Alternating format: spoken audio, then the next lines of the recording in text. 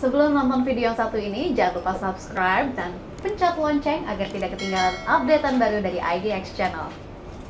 Dari beberapa grafis yang sudah kami sampaikan tadi, alokasi APBN yang mengalami pertambahan jumlahnya sebelum dan sesudah PPKM darurat, ada perlindungan sosial, kesehatan, kemudian juga insentif usaha. Bagaimana Anda melihat peningkatan dari pos-pos ini, Pak Abdul? Saya pikir memang terlihat bagaimana usaha pemerintah untuk memberikan dukungan yang cukup kuat pada saat pelaksanaan PPKM yang darurat ini ya. Cuma saya lebih menyoroti kepada insentif dunia usaha dan UMKM karena tahun lalu itu anggarannya cukup tinggi tapi tidak terserap. Jadi bisa saja ini sebetulnya harusnya dievaluasi dari tahun lalu agar dana itu tidak menganggur di situ, sehingga dana tersebut bisa disalurkan ke pos-pos yang lain khususnya untuk kesehatan atau BLT.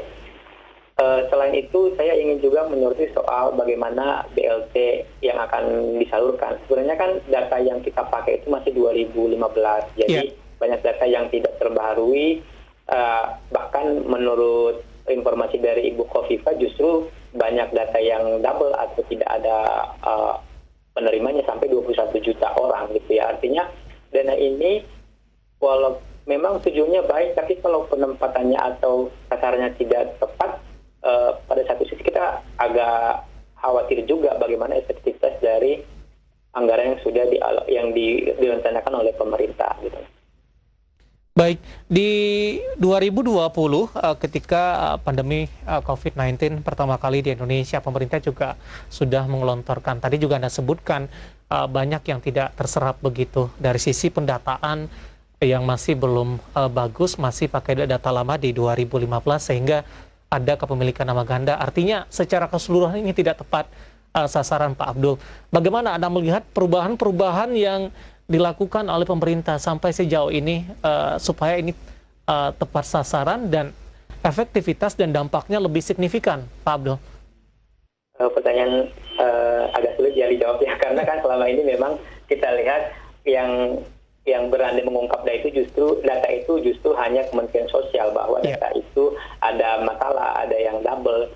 Permasalahan yang sama pun terjadi di gaji pegawai ya, ada 79.000 PNS yang datanya tidak ada, orangnya tidak ada, tapi masih aja mendapatkan gaji. Itu yang kedua.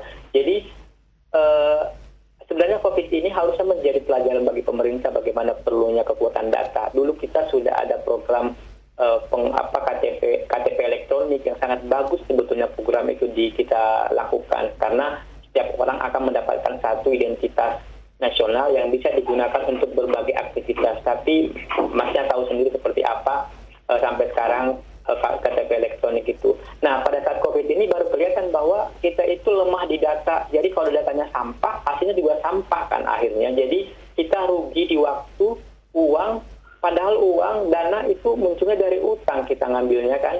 Karena penerimaan negaranya turun signifikan, kita memerlukan stimulus yang sangat besar pada saat COVID, tiba-tiba eksekusinya itu di lapangan malah tidak tepat sasaran. Jadi ini kita ruginya berulang-ulang kali, sehingga kekuatan data itu yang sangat penting bagi kita untuk merumuskan suatu kebijakan. Jangan sampai datanya amburadul, ya hasilnya juga amburadul gitu. Baik.